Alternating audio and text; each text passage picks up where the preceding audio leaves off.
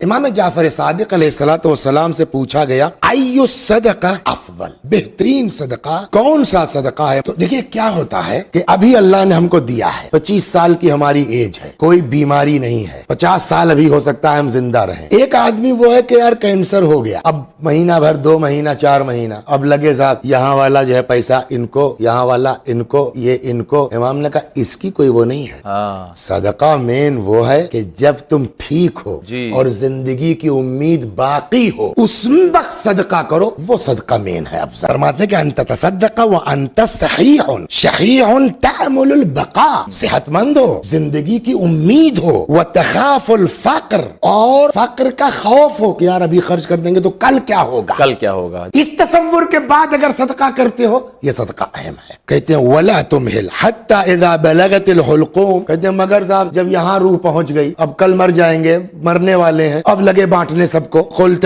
لفلان کذا ولفلان کذا، اب موت سرانے آ گئی ہے تو فلاں کو اتنا اور فلاں کو اتنا۔ اس پر ایک آپ کو ہم داستان نقل کریں۔ ایک آدمی تھا مر گیا اور اس نے وصیت کی رسول اللہ صلی اللہ علیہ وآلہ وسلم کے لیے کہ میرے پاس اتنی کھجوریں ہیں، میرے مرنے کے بعد رسول اللہ اس کو غریب و فقراء میں تقسیم کر دیں۔ خوب وصیت تھی۔ پیغمبر آئے، بھیا ان کا روم کھلا، کھجور بھری ہوئی ہے روم میں، اور پیغمبر نے بانٹنا شروع کیا، تقسیم ہو گیا، ایک کھجور رہ گئی۔